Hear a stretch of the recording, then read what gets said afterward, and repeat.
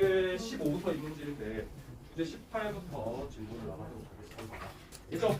15부터 월수 수업을 선생님 15부터 진행하는데 그것도 한번 촬영해가지고 둘 다 볼 수 있도록 공유할 수 있도록 해볼 생각인데 그게 어떻게 원활하게 잘 진행될지 모르겠어. 일단 촬영을 하고 있어. 다시 공유를 해보도록 할게요. 자, 우리가 공부하는 바는 방학 동안에 자원, 농업, 공업, 서비스 이렇게 과목 수업을 통해가지고 진도를 떼는 건데 요 방금 전에 선생님 말했던 자원, 농업, 공업, 서비스에서 적어도 5문제가 나와요. 고정적으로 5문제가 나왔는데 방학 기간 동안 5문제를 맞출 수 있도록 열심히 공부해 보아요. 더불어서 빠르게 수업을 진행하기 위해서 별도의 PPT는 만들지 않았습니다. 또한 우리가 내신 공부하는 거 아니잖아. 수능 공부하는 거잖아. 그래서 수능에 주로 나오는 주제들로 핵심 내용을 전달할 수 있도록 수업을 진행하도록 할게요. 되나요? 네. 콧구멍은 좀 내도 돼. 3주 만에 말하는 거라서. 버금. 자, 그러면 이제 자원에 대해서 살펴볼 텐데 얘들아 자원에 한 몇 문제 나올까? 수능에서. 두 문제? 자원에서 많이 나오면 2문제야. 많이 나오면 2문제. 적게 나오면 몇 문제일까? 한 문제. 오, 한 문제는 무조건. 한 문제를 그리고 노력했자. 그럼 자원에서 주로 빈출되는 주제는 뭘까? 자원에서 빈출되는 주제가 첫 번째 자원의 의미와 특성 나올 수 있어요. 자원의 의미와 특성. 요거는 육모나 구모에 한 번쯤 나올 수 있어. 수능에 나올까 안 나올까? 안 나와요. 잘 안 나와. 왜일까? 쉬워. 되지. 쉬워서 그래요. 그다음 두 번째 뭐 나올까? 두 번째는 광물 자원이라는 녀석이 출제되고 있어. 이것도 수능에 나올까 안 나올까? 안 나와요. 육모나 구모에 주로 나올 수 있어. 여러분들 시험하기 위해서 육모나 구모에 주로 나올 수 있어. 그다음 세 번째 에너지 자원 플러스 해가지고 전력 자원 나올까 안 나올까? 무조건 나와요. 제일 중요합니다. 제일 많이 빈출된 주제가 에너지 자원과 전력 자원. 그래서 여러분들 에너지 자원과 전력 자원에서는 전력을 다해서 공부합니다. 네. 그다음 마지막으로 우리나라 에너지 자원 풍부할까요? 아니요. 여러분들 알고 있는 상식으로 우리나라의 자원이 풍부해 아니면 풍부하지 않아? 빈약해요. 풍부하지 않고 빈약하잖아. 대부분 수입에 의존하고 있잖아. 그리고 고갈되는 염려가 아주 크잖아요. 그럼 어떻게 해야 돼? 대체 에너지를 개발해야 되잖아.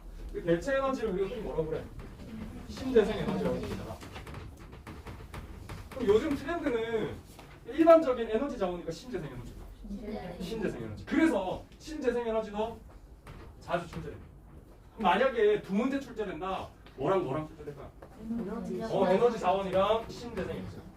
한 문제 출제된다. 뭐 나올까요? 에너지 자원이나 신재생 에너지. 알겠지? 근데 육모나 금모에서는 이 내용을 전체적으로 다뤄야 되니까 광물 또는 자원의 의미와 특성도 나올 수 있습니다. 알겠죠? 에너지 자원이랑 신재생 에너지에 좀 더 초점을 맞춰가지고 공부를 할 수 있도록 하세요. 자, 그럼 이제 자원에 대해서 본격적으로 한번 살펴보도록 하겠습니다. 자원이 뭘까요? resource 자원이 뭘까? 인간에게 그런 가치가 있다며 기술적으로 우리 개발 가능하고 경제성이 있는 모든 것들을 자원이라고 하는데 흔히 지리에서는 뭘 자원이라고 한다?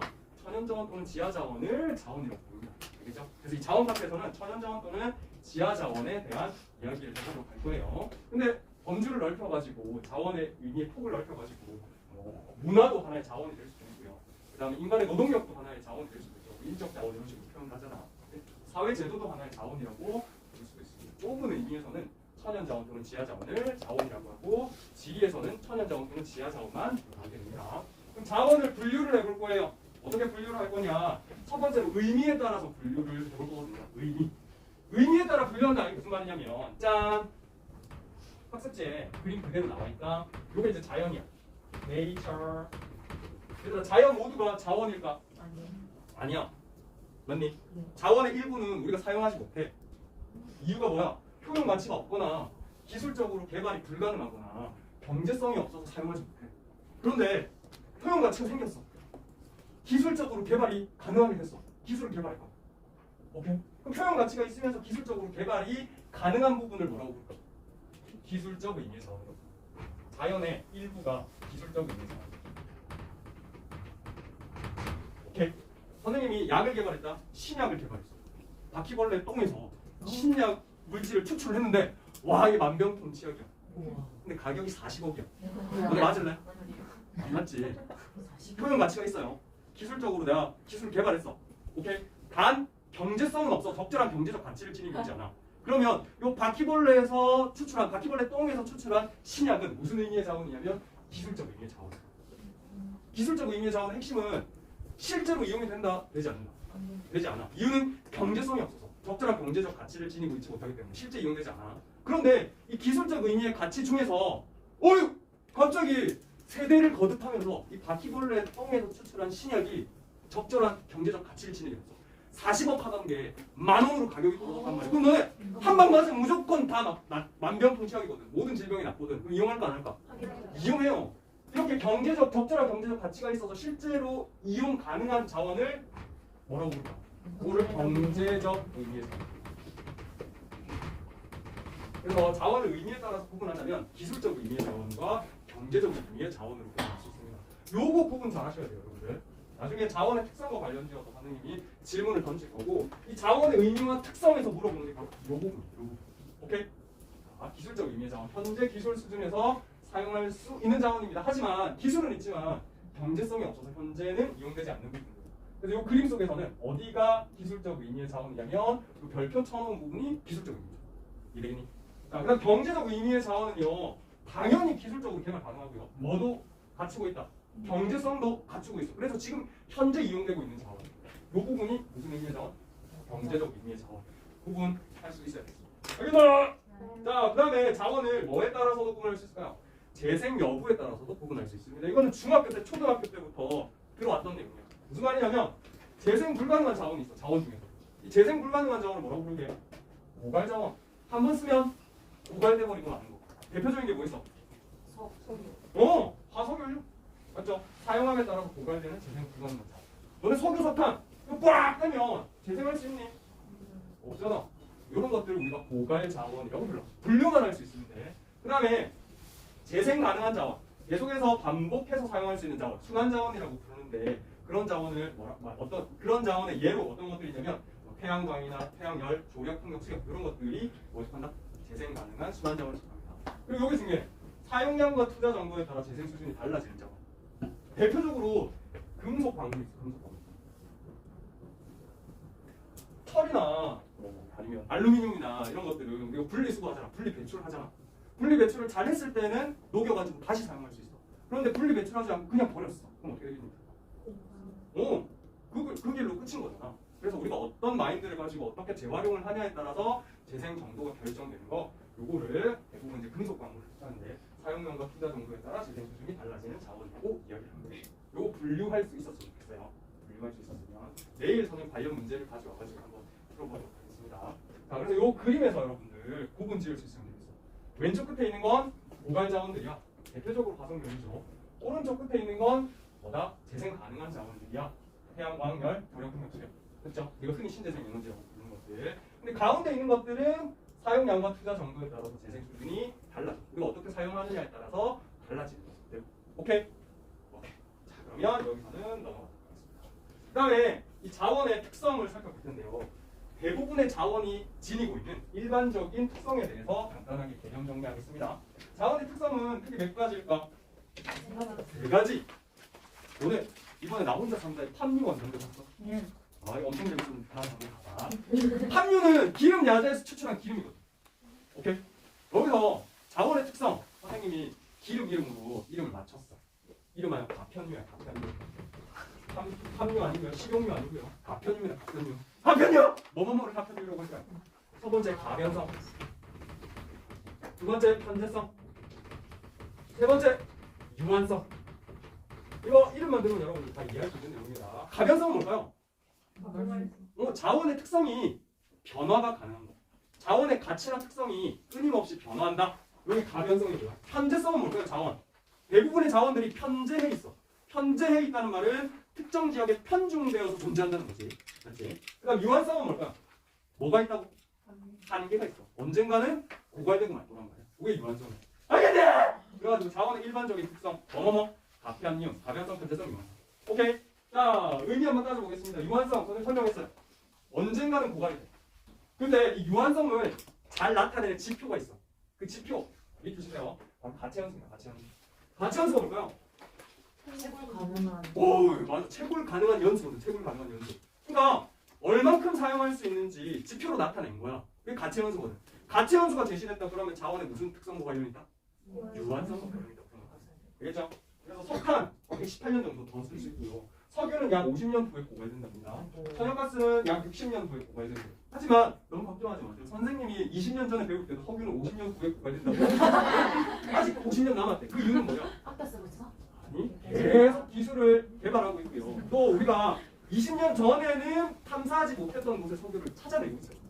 그래서 어떻게든 석유의 가치연수 50년을 맞추려고 석유 회사들이 노력을 하고 있습니다, 여러분들. 가치연수 꼭 기억하세요. 가치연수는 뭐다? 유한성이. 그다음 두 번째, 편재성. 아까 지리에서 다루는 자원은 주로 무슨 자원이라고 했어? 지하 자원이라고 했잖아. 지하 자원의 의미는 지하에 매장되어 있다는 뜻이잖아. 그럼 왜 지하에 매장되어 있을까? 자원은요, 특정한 지질 구조와 관련이 있어. 특정한 지질 구조에 자원이 매장돼 있어. 근데 그 특정한 지질 구조가 전 세계에 골고루 분포하는 게 아니잖아.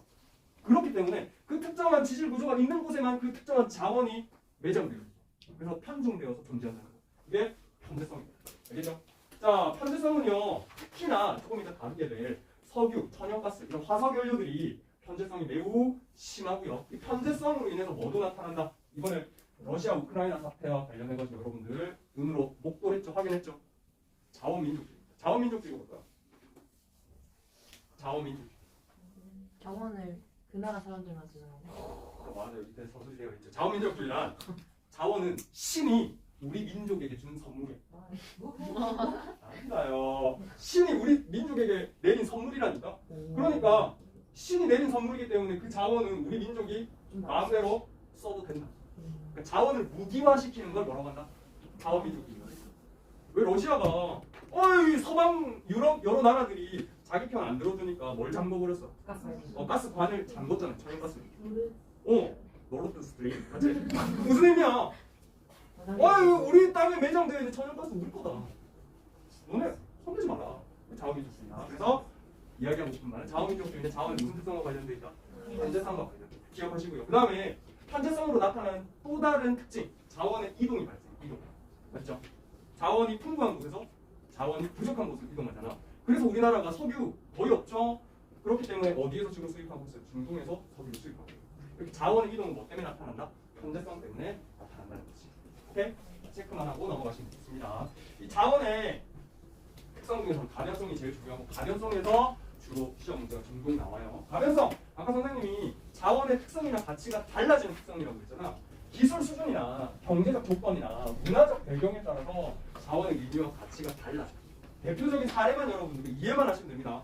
기술 수준에 따라서 변화하는 예는 뭐가 있을까? 옛날에 석유는요, 그냥 검은색 물이었어요. 오케이? 진짜 그 그리스 로마 시대 때는 석유 어떻게 사용했을까요? 마셨어요? 막 상처나면 막 식은 물을 바르고 이랬어. 그 상처 덧나고 그랬겠지. 그 다음 또 석유 어떻게 썼을까요? 마셔요? 불화살 만들 때. 화살 두 개 석유 묻혀가지고 불 붙여서 뿅! 싸울 때 썼단 말이야. 근데 그때는 몰랐지. 석유가 이렇게 가치 있는 자원이지. 지금은 어때요? 없어서는 안 될 중요한 자원은 변화됐잖아. 기술 수준에 따라서 가치가 변한 거야. 맞지? 그 다음에 경제적 조건이 진짜 중요한데 제일 많이 예로 제시되는 게 텅스텐입니다. 일단 텅스텐이 뭘까요? 광물이거든. 뭐 만들 때 주로 활용할까요? 순수하게 텅스텐만으로는 활용이 안 돼. 여기다가 뭘 섞을까요? 철을 섞어요.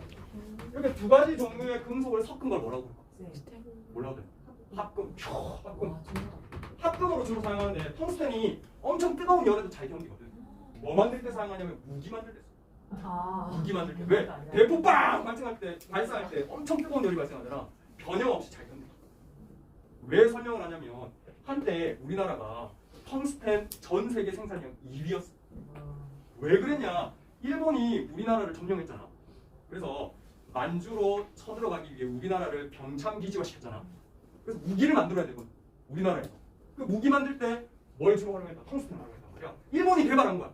근데 광국이 됐어요. 광국이 되고 나서 계속 우리나라가 텅스텐을 채굴하려고 하다 보니까 해놨군. 많이 매장되고 있어. 하지만 갑자기 중국에서 값싼 텅스텐이 들어오는 거야. 우리나라의 텅스텐은 경제성을 어떻게 된다? 잃어버린 것 같단 말이야. 중국산 텅스텐이랑 가격 경쟁력이 이게 맞질 않아. 결국은 우리나라 많이 매장되어 있어. 하지만 개발될 수 있을까 없을까요? 없어요.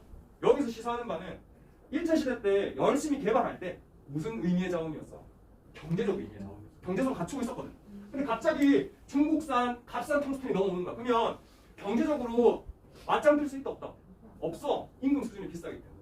그럼 우리나라는 효용 가치가 있는 자원이 많이 매장되어 있음에도 불구하고 개발할 수 있다 없다? 없다. 그럼 무슨 의미의 자원으로 바뀌게 되니? 기술적 의미의 자원으로 바뀌게 돼. 근데 최근 들어서 국제 원자재 가격이 계속해서 상승하고 있어. 우리나라에서 채굴해도 충분히 뭘 가지게 됐다? 경제성을 가지게 된 거야. 그래서 또다시 뭘 하기로 결정했냐면 개장하기로 결정했어. 그러면 다시 무슨 의미의 자원으로 들어오는 거야? 경제적 의미의 자원으로 들어오는 거야. 이게 중요한 거야. 알겠지? 자, 문화적 배경에서 너무 많이 들었을 거야. 돼지고기 없어서 못 먹잖아, 우리나라에서는. 근데 이슬람교를 믿는 건조 문화권에서는 먹을 수 있는 자원으로 취급이 될 수 있다 없다? 없다. 이거는 문화에 따라서 자원의 의미 또는 가치가 달라진다라는 걸 의미하는 거지. 이 모든 게 무슨 성으로 설명할 수 있다? 다변성으로 설명할 수 있다. 오 예스! 느낌 알겠죠? 한 문제 맞죠? 자, 그 다음에 이제 중요한 내용 넘어가도록 할게요. 오늘 좀 일이 잘 풀렸네. 자, 그 다음에 이제 우리가 중요한 에너지 자원과 전력 자원에 대해서 다룰 텐데, 광물 자원에 대해서 다룰 텐데, 여기서 그림 잠깐만 그리고 가도록 할게요. 52페이지의 메모란에 여러분들 간단히 메모하시면 되겠습니다. 이제 지리에서 다루는 자원을 분류해 보려고요. 분류. 자원 분류 한번 해보도록 하겠습니다. 자, 자원은 크게 무슨 자원과 무슨 자원으로 구분할까요? 51페이지 이 메모. 여기 메모 하나. 자, 첫 번째로 광물 자원이 있습니다. 전체적인 틀을 선생님 세워줄게요. 그 다음 무슨 자원이 있을까? 힘을 발생하는 무슨 자원이 있을까? 에너지 자원. 광물 자원은 또다시 뭐로 구분할까요? 구분할 수 있어요. 중학교 과학 시간 무슨 광물과 무슨 광물이 있을까요? 금속 광물이랑 비금속 광물. 우리나라에 매장되어 있는 시험에 나오는 금속 광물 뭐 하나만 하면 될까요? 네네, 철광석탄. 방금전에 다뤘던 텅스텐. 두 가지 기억합니다. 비금속 광물에는 어떤 것들이 있을까? 비금속 광물. 시험에 나오는 비금속 광물. 석회석 들어갔죠? 석회석 뭐의 원료가 되는 거야? 시멘트. 맞아요, 시멘트. 그 다음 또 오령토라는 녀석이 오령토. 오령토 들어봤니? 오령토 뭐 만드는 거야? 무슨 흙? 뭐 만드는 흙? 오령토. 아, 도자기 만드는 흙. 그 다음 또 오령토 어디에 활용될까요? 워드팩. 화이트 클레이. 너네 폼 클렌징 있잖아, 화이트 클레이. 화이트 클레이가 오령토. 이게 화장품의 원료가 됩니다. 네? 이 두 가지만 여러분 기억하시면 되고요. 에너지 자원은 뭐와 뭐로 구분할 수 있을까? 크게 두 가지로 구분할 수 있어요. 동력 자원. 일단 동력 자원은 말 그대로 뭘 움직일 때 활용하는 자원? 기계. 오케이? 동력 자원! 대표적으로 뭐 있을까요? 화석연료를 동력 자원. 화석연료. 얘들 화석연료는 뭐 있어? 오, 맞아. 석유, 석탄, 천연가스. 다 한 번쯤 들어보신 내용입니다. 그 다음에 동력자원 말고요. 이 동력자원을 가공해서 만든 게 있어. 뭘까? 전력자원이 있습니다. 전력자원. 전력자원은 말 그대로 뭐야? 전기야, 전기. 맞니? 근데 전기를 생산하는 방식에는 어떤 것들이 있어? 들어봤어. 전기 생산 방식이 뭐니? 전기를 생산하는 방식. 화력, 원자력. 맞죠? 수력. 요게 이제 자원의 분류라고 생각하시면 돼요. 요 틀에 맞춰가지고 여러분들 뭐는 뭐고 뭐는 뭐다 뭐는 뭐다 이런 식으로 구분할 수 있었으면 좋겠네요. 알겠나요? 그럼 여기서 우리 첫 번째로 뭐에 대해서 다뤄볼 거냐면 광물 자원에 대해서 다뤄보도록 할게요. 첫 번째 광물 자원. 남한에 별로 없어. 주로 어디 있어? 북한에 들어있어요. 남한에 별로 없어요. 그래서 남한에서 다룰 수 있는 광물 자원, 광물 자원, 즉 금속 광물과 비금속 광물 4개밖에 없어. 이거 표만 아니면 돼. 그냥 주는 점수야. 알겠지? 자, 철광석, 텅스텐, 석회석, 오령토 있는데 이 중에 제일 중요한 건 뭘까? 우리나라에 제일 많이 매장되어 있는 게 제일 중요한 거야. 우리나라의 가치 연수가 제일 긴 광물은 석회석입니다. 석회석. 알겠죠? 석회석 어디에 주로 매장돼 있어? 군포를 물어보거든. 강원이랑 충북에 매장돼 있어. 너네 석회석 한번 공부한 적 있지 않니? 네. 맞죠? 우리나라 한반도 형성 과정 공부하면서 석회석 다뤘거든요. 네. 조선 노충군, 고생대 조선 노충군. 고생대 조선 노충군이 옥천스폭대랑 평남 분지에 매장돼 있었잖아. 모르죠? 근데 남한에는 옥천스폭대잖아. 이게 어디냐면 강원도 남부랑 충북 북동부라고 있어. 그래서요, 석회석은 어디와 어디에서만 생산이 되고 있어? 강원이랑 충북에서만 생산. 이게 뭐라고? 석회석. 석회석은 뭐에 원료가 된다고? 시멘트 공업의 원료가 된다. 어디에 매장돼 있다고요? 고생대 조선 노충군에 매장돼 있다고요. 그리고 석회석이 왜 중요하다고요? 우리나라에서 가치 연수가 제일 긴 광물이기 때문에 중요해. 오케이? 이해되겠니? 자, 그리고 혹시나 배경 지식으로 알아두면 되는 게 석회석을 뭐에도 활용하냐면 철 만드는 데. 너네 막 이미애 쌤이랑 산화환원 반응 공부했었잖아. 산화환원 반응의 촉매로 이용되는 게 석회석. 몰라도 돼. 그냥 시멘트 공업의 원료만 알아두시면 문제 푸는데 전혀 지장 없습니다. 알겠죠? 그 다음 두 번째, 철광석. 얘들아, 철광석 우리나라 제철소, 대규모 제철소가 많잖아요. 광양제철도 있고 포항제철도 있잖아. 이제 거기서 철광석을 원료로 사용하는데 많을까요, 적을까요? 저거요? 품질이 좋을까요, 나쁠까요? 저도 처음 나와요. 이거 어디로 넘어가는 거? 품질이 좋을까요, 나쁠까요? 나빠요. 나빠요. 왜 갑자기 넘어가지? 들었어? 네. 그러면 소리 쳐줘. 반응 속도 좀 느려가지고.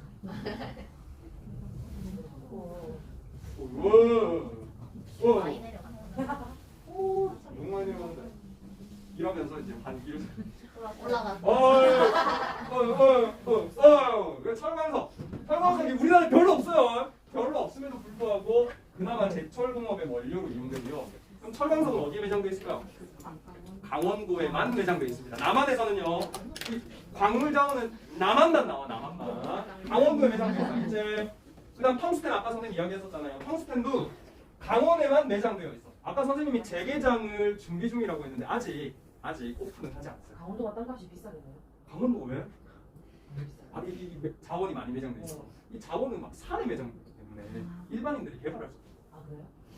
산에 예를 들어 산에 가면 산에 땅값 엄청 싼 거 아니? 여기도 그렇잖아. 그래서 평당 뭐 한 300원 400원. 그린벨트, 그린벨트 뭐야? 근데 문제는 그걸 사봤자 팔지를 못해. 그게 몰리는 거죠. 자 어찌됐건 텅스텐 얘들아 텅스텐 아까 내용 설명은 드렸습니다. 어디에 매장돼 있다고요? 강원. 근데 텅스텐은 실제로 지금 이용하고 있지 않기 때문에 출제는 잘 안 돼요. 자 그다음 고령토. 고령토는요 강원도. 여기서 여러분들 알 수 있는 게 강원에 자원이 많구나라는 거 아시죠? 강원도랑 고령토의 핵심은 어디에 매장돼 있다? 경남에도 매장돼 있다. 그래서 하동이랑 산청 이런 데 가면 도자기 공방들이 많아요. 공방들. 고령토를 가지고 도자기를 만드는 공장들이 엄청나게 많습니다. 따라서 고령토의 핵심은 어느 지역이다? 경남이라는 걸 기억해 주세요. 아까 말씀드렸듯이 도자기 및 내화벽돌, 화장품의 원료로 이용되는 게 뭐다? 고령토. 여기서 배경지식, 고령토는 왜 고령토일까요? 고령시에서. 옛날에 경북 고령시에서 이런 흙이 상당히 많이 나왔나 봐. 그래서 이름이 고령토라고 붙여졌어요. 색깔 무슨 색깔일까? 빨간색. 흰색. 여기 화이트 클레이, 화이트 흰색. 맞죠. 자, 그러면 뭘 가지고 출제되냐? 이미 기출됐던 자료 선생님 가져왔습니다. 실제로 기출된 문제도 가져오는데요. 이렇게 물어봐. 강원도 100%. 뭐다? 철광석 아니면 텅스텐. 맞죠? 그 다음에 강원도, 경남, 경북, 기타. 경남 있다. 뭐다? 고령도. 눈이 챘구나. 강원도랑 충북이야. 그럼 결국 뭐에 내용 처먹겠어? 철광석, 고령토, 석회석에 가나다 해놓고 각각 분자원 매칭시켜서 특징과 결합시켜 묻는 문제. 이런 게 주제입니다. 알겠죠? 어렵지 않죠? 그럼 여기서 바로 문제 풀어볼게요. 이리 와봅시다. 실제로 출제되었던 문제를 한번 살펴보도록 할게요. 2018년 6월 모의평가. 사실 수능에는 안 나온다 했잖아. 수능에는 안 나오고요. 40페이지. 이렇게 육문학 공모에서 한두 번씩 물어봅니다. 자, 18년 6월 모의평가 풀어볼까요? 다음 글의 가나다 자원에 대한 옳은 설명을 해보겠습니다. 요거? 여기는 46이라고? 너 46이라고? 여기는 똑같은 건데. 49 아이가? 49에 2017년도 맞네. 다시 미안합니다. 네. 오, 진짜 없었는데. 나중에 책 만들어 볼때 다를 거야. 12번 풀어보자. 바나나 자원. 가는 백색을 띠거나 정제후 백색을 갖게 되는 점토 광물이래. 도자기, 화장품. 뭐야? 고령. 그럼 나는 시멘트. 다는 제철고. 철거. 기억 볼게요. 나는 주로 고생된 평안 노출물에 석회석이 평안 노출물에 뭐였어? 우와. 탄. 탄 아니 연탄. 왜 헷갈리지? 출제 포인트라는 거야. 연탄. 우리가 시멘트, 석회석은 우선 노출물.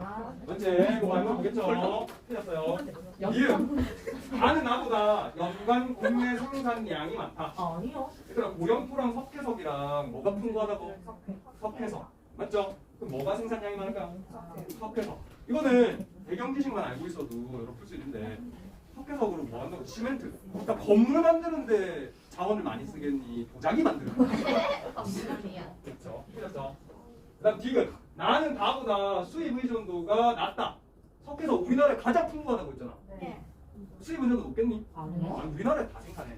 근데 철광석 우리나라에 거의 없다고 했잖아. 그럼 어떻게? 거의 대부분 수입 의존해. 그럼 수입 의존도가 낮은 건 뭐야? 석회석. 가나는 비금속, 다는 금속 광입니다. 그래서 분류해줬잖아요, 그죠? 맞죠? 다음 몇 번일까? 3번. 알면 몇 초까지고? 30초? 30. 진짜 30초. 맞죠?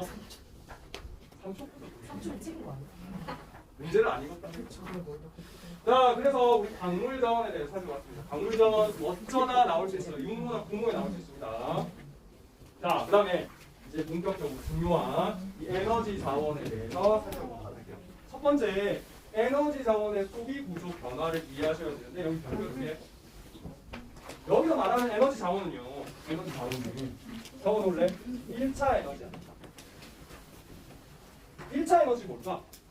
혹시 궁금한 친구들 찾아보면 될 것 같은데 가공되지 않은 에너지.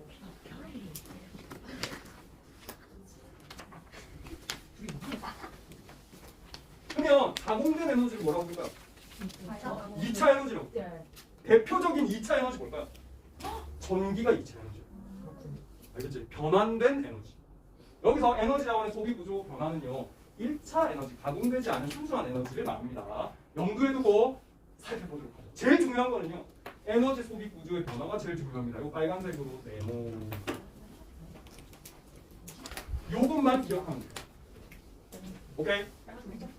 1985년부터 2017년까지가 있잖아. 언제가 제일 중요할까요? 2017년. 최근이 제일 중요합니다. 2017년 평강패는 네모. 자, 선생님이 강조하고자 하는 바는 그러면 여기서 우리가 알아둬야 되는 건 뭐냐? 지금 현재 1차 에너지 중에 제일 많이 소비하고 있는 자원은 뭘까? 석유. 맞아요. 석유입니다. 자, 이거는 꼭 기억, 자다 깨어나도 이야기할 수 있어요. 제일 많이 사용되고 있는, 소비되고 있는 자원은 석유입니다. 알겠죠? 두 번째 뭘까요? 석탄이에요. 석탄. 세 번째, 천연가스. 네 번째가 뭘까요? 원자력이요. 다섯 번째 뭘까? 신재생. 여섯 번째 뭘까? 수력. 그래서 선생님은 어떻게 배우냐면 석탄은 1,000원이야. 누구야? 너네 야구 선수 중에 추신수 아니? 신수야. 석탄은 1,000원이야. 석탄 1,000원. 석탄 1,000원이야, 신수야. 알겠지? 석탄 1,000원. 이렇게 여러분 기억하시면 됩니다. 자, 이거 봐, 이 막대기 중에서 가장 많은 높이를 차지하고 있는 얘가 뭐라고요? 석유. 그 다음이 뭐라고요? 석탄이요. 그 다음 뭐라고요? 천연가스라고. 그 다음 뭐라고요? 원자력이요. 그 다음 신재생수력. 이해돼? 근데 이거를 왜 선생님 강조하냐면 특히나 천연가스와 원자력을 여러분 구분하셔야 돼요. 천연가스와 원자력을 왜 구분해야 될까요? 천연가스와 원자력. 천연가스랑 원자력은 뭐? 뭘? 비슷해요, 놀이? 석탄, 원. 17년에는 원. 설마 저희한테 지금 잘못된 거 가르친 거예요? 석탄. 맞아. 맞는데. 석탄 전환 신수 맞는데 이게 2000 몇 년에 대략 2004년에 역전이. 원래는 2004년 전에는요 뭘 더 많이 쓰고 있었다? 원자력을 더 많이 쓰고 있습니다. 근데 2004년 이후가 되면 뭐가 원자력을 따라잡는다? 천연가스가 원자력을 따라잡아요. 그래서 이걸 가지고 많이 물어봅니다. 석탄, 천원, 신수 꼭 기억할 수 있도록 합시다. 알겠나요? 자, 전체적인 흐름 선생님 살펴봐 주자면 첫 번째, 우리나라 이제 광복하고 난 이후에는 주로 어떤 자원을 썼을까요? 주로 어떤 자원을 썼을까요? 땔감 썼어. 땔감. 그럼 1차 에너지 없어. 땔감을 썼어. 알겠니? 그러다가 뭘 쓰기 시작했을까요? 석탄을 먼저 쓰기 시작했습니다. 석탄을. 알겠죠? 전체 에너지 소비 구조를 봐서라도 석탄이 가장 먼저 이용되기 시작했어요. 석탄은 언제부터 이용되기 시작했니? 1960년대. 어? 언제부터 이용되기 시작했어? 1960년대. 18세기부터 이용되기 시작했어. 18세기. 산업혁명과 함께 석탄이 사용되기 시작했잖아. 석탄이 제일 이용 역사가 길고요. 그 다음 석탄 다음 뭘까요? 저기요? 석유. 1900년대 되어서야 비로소 석유를 활발하게 이용하기 시작해요. 우리나라는 1970년대 돼서야 석유를 본격적으로 이용하기 시작해요. 그전에는 전부 석탄 쓰다가요. 70년대 이제 석유 이용하기 시작했습니다. 그러다가 석유 다음에 무슨 자원을 이용하기 시작했을까? 역사. 원자력이니까 천연가스. 원자력. 오, 원자력을 먼저 이용하기 시작했어. 왜? 원자력이랑 천연가스 보면 원자력이 훨씬 더 최첨단인 것 같잖아. 근데 실제 이용 역사는 뭐가 더 길다? 원자력이 더 길어. 그 이유는 누구 때문에? 어느 나라 때문에? 미국 때문에. 미국이 우리나라가 에너지가 부족한 걸 알고 기술 이전을 했죠. 그래서 70년대 말부터 들어봤을 거야. 우리 원자력 발전소. 우리 원자력 발전소를 지어가지고 원자력 에너지를 먼저 이용하게 됩니다. 그러다가 1900년대 돼서야 무슨 자원을 이용할까요? 천연가스를 이용하기 시작해. 그러면 천연가스는 왜 원자력보다 늦게 이용했을까? 맞아. 가지고 오기 어려웠어. 이유는 천연가스는 말 그대로 뭐야? 가스야. 가스는 부피가 커. 그래서 엄청 부피가 크기 때문에 이거를 운반해와봤자 얼마 사용하지 못하는 거야. 오케이? 따라서 그 이전까지만 하더라도 1990년대 이전까지만 하더라도 가스관이 연결된 지역만 천연가스를 활용합니다. 그러다가 1990년대에 무슨 기술이 개발되기 시작하냐면 냉동 액화 기술이 개발돼요. 냉동 액화 기술이 뭘까요? 액체 질소를 가지고 가스를 기체 상태인 가스를 급속하게 냉동시키면 뭐가 된다? 액체가 되잖아요. 그러면 부피가 10분의 1로 줄거든요. 뭘 가지고 이제 옮길 수 있게 되냐면 배를 통해서 옮길 수 있게 됩니다. 오케이. 그러면서 우리나라 본격적으로 활용되기 시작했습니다. 제일 중요한 건 원자력이랑 천연가스랑 이용 역사가 더 오래된 겁니다. 원자력. 보기에서 나와. 그러면 천연가스는 이용 역사가 가장 어떻다? 짧다라고 얘기할 수 있겠죠. 맞죠? 더불어서 이제 2000년대가 되면 뭐도 본격적으로 활용된다? 신재생 에너지도 본격적으로 활용되더라. 이렇게 흐름 여러분들 기억하시면 돼요. 자, 그러면요. 마지막 한 가지, 전체 에너지에 대한 설명 중에 마지막 한 가지가 뭐냐면 부문별로 석유, 석탄, 천연가스 제일 많이 활용되는 이 세 에너지 자원 부문별로 어떻게 소비가 되고 있을까요? 제일 많이 사용되고 있는 부문은 어딜까요? 산업부문. 왜냐면 제일 많이 활용되는 자원이 뭐라고 해서 소비되는 자원이 석유라고 했잖아. 석유의 대부분은 뭘로 활용될까요? 기름 만드는 데 활용돼. 석유, 화학, 산업에 활용을 된단 말이야. 그래서 산업부문 62%로 가장 비중이 많고요, 높고요. 그 다음 두 번째, 석유를 제일 많이 쓰는데 석유는 산업부문 다음으로 뭐에 많이 써? 수송 부문에 많이 쓰잖아. 그래서 전체적으로 봤을 때 수송 부문이 두 번째. 그 다음에 가정산업용은 가장 이용 비율이 낮다. 이것도 여러분들 한번 이해를 해주시면 좋겠고요. 그 다음 석유, 천연가스, 석탄. 이것도 부문별로 우리 따져볼 수 있어요. 석유는 어디에 제일 많이 활용된다고요? 산업용, 석유, 화학. 맞죠? 그 다음 뭐라고요? 수송. 맞죠? 가정산업용은 제일 꼴찌. 맞지? 석탄은 어디에 제일 많이 활용될까? 이 다음에 바로 배워. 석탄은 어디에 제일 많이 활용될까? 산업용으로 제일 많이 활용돼. 알겠죠? 산업용으로. 천연가스는 어디에 제일 많이 활용될까? 천연가스 이걸 도시가스. 집에 밥 먹고 보일러 때는데 전부 다 뭘까?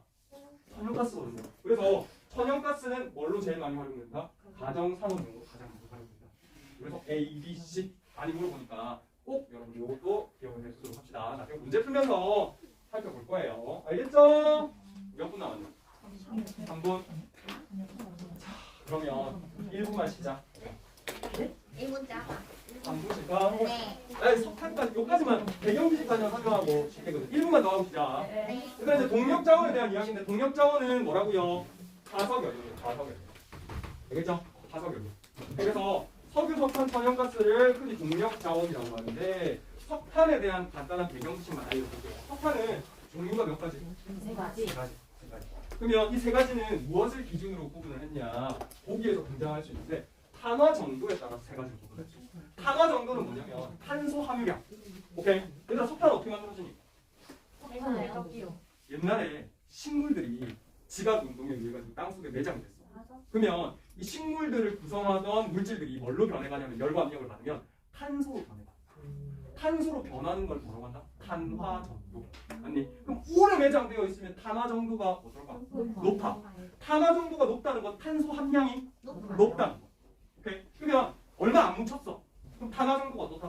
낮다. 탄소 함유량이 높다 낮다? 낮다. 그래서 무연탄, 역형탄, 달탄으로 구분할 수 있는데 내용은 다음 시간에 할게요. 무연탄으로 갈수록 탄화 정도가 어떻다? 높아. 오래된 거야. 그래서 무연탄은 주로 고생대 지층에서 발견된다. 그래서 우리나라 고생대 지층에 무연탄 내장도 있잖아. 평안도 주로. 그러면 역청탄은요 주로 중생대 지층에 발견이 되는데 우리나라에는 역청탄 없어. 다 쓸 텐데 이거 조금 더 설명할게요. 달탄은 그럼 무슨 지층에 발견될까? 신생대. 이거 같이 공부했었어요. 신생대 무슨 지층에서? 두만 길쭉의 전지.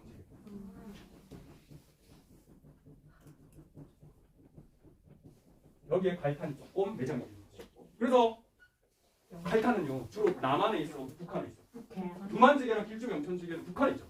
북한에 있죠. 남한에는 갈탄이 거의 없어. 여기까지가 좀 쉽게. 아, 화장실 다녀오셨어요? 최종 마지막으로 이용된 원칙. 최종적으로 이용된 원칙. 얘네가 최종적으로 어디에 이용되는지 어느 부분에 이용되는지. 그래서 이 사람들 다 더하면 산업. 여기 이거 잘 녹화되고 있나?